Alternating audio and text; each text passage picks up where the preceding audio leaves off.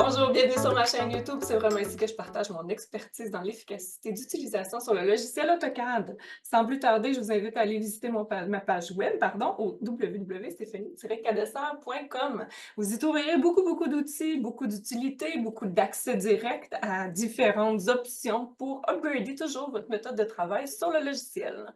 Il y a des petites nouveautés, fait qu'allez fouiner, puis on s'en reparle. Si jamais vous avez des questions, il ne faut pas hésiter. Aujourd'hui, de quoi je vais parler, c'est encore et j'en ai déjà parlé souvent, je dirais peut-être encore et toujours, le hatch. C'est cette commande qui apporte beaucoup trop de frustration dans notre utilisation quotidienne du AutoCAD. Et peut-être que ces petites astuces-là, ces petits trucs-là vont faire une différence dans ta mise en place. Donc, je vais partager tout de suite mon écran.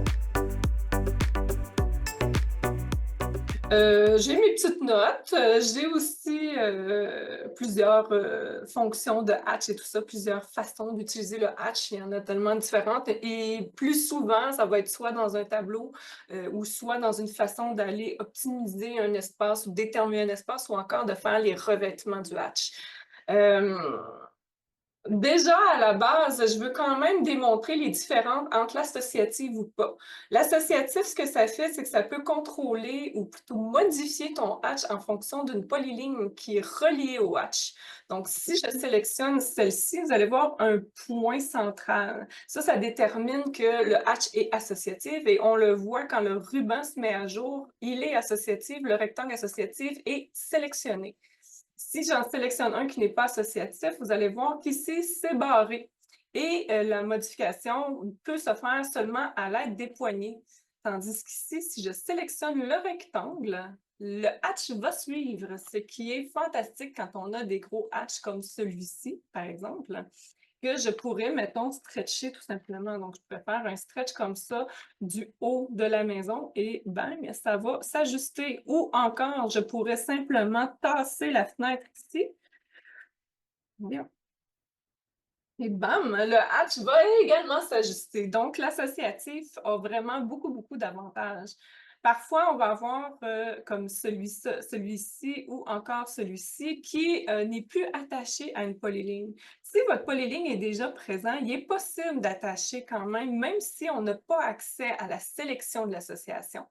Donc, il faut simplement venir ici dans la petite flèche en oblique, peser dessus et le tableau va s'offrir ici, va s'ouvrir, pardon, une nouvelle base de dialogue.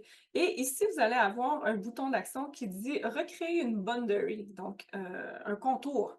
Sélectionnez ça ici et si vous avez déjà sélectionné votre hatch, il va déjà d'emblée vous demander de créer un polyligne au travers. Et après ça, il dit « Est-ce que vous voulez créer une nouvelle boundary ?» Et vous lui dites « Oui ». OK. Si je le resélectionne, vous pouvez voir qu'en arrière-plan, il y a une polyligne qui a été créée par-dessus. Donc ça, c'est très intéressant, il la recrée.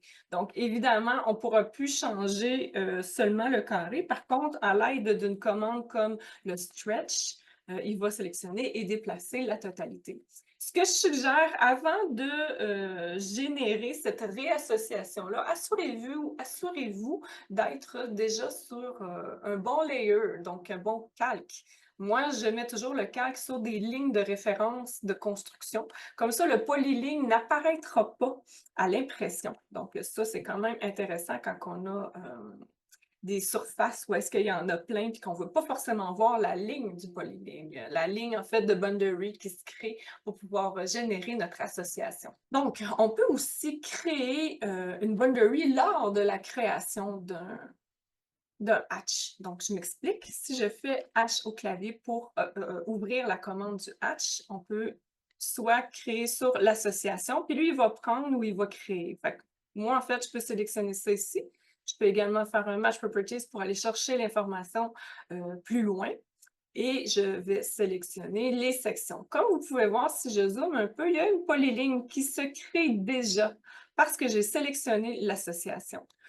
C'est pas toujours d'emblée qu'il va l'associer parce qu'il peut l'associer aussi aux éléments. Si vous voulez créer absolument une polyligne, on revient ici et vous voyez, moi, j'ai coché le petit bouton d'action de la retenue d'une boundary lors de la création.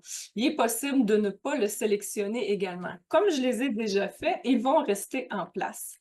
Par contre, si j'en crée un nouveau en n'ayant pas sélectionné, même si j'ai créé une association, je vais faire une match properties avec les briques qui sont ici.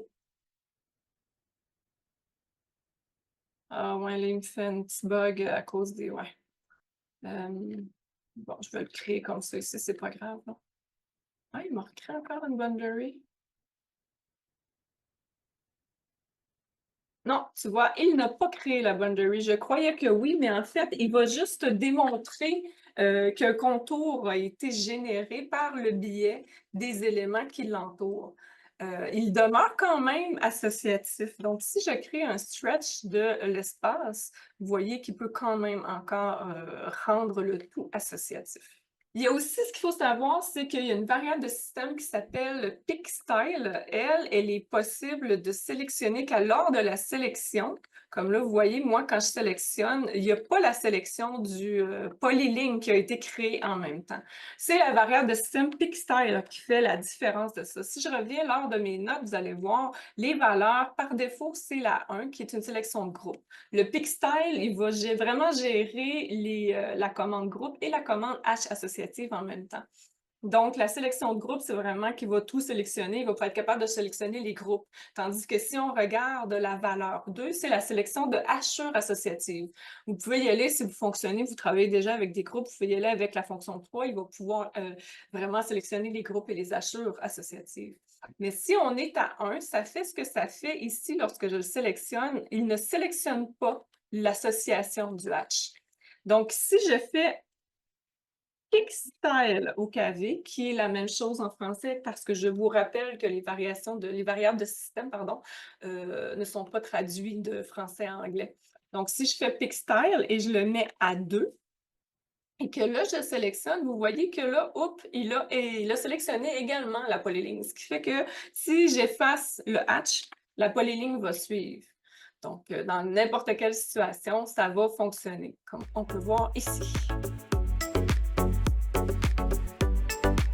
Alors voilà, c'est ce qui fait le tour de ma courte capsule. J'espère qu'elle va pouvoir vous aider dans les prochains hatchs à créer dans l'ordre de votre production de plans parce que je sais que ça nous amène certaines frustrations. Mais tu sais, des fois, on en a grand à assurer, puis ça amène jamais ben plaisir.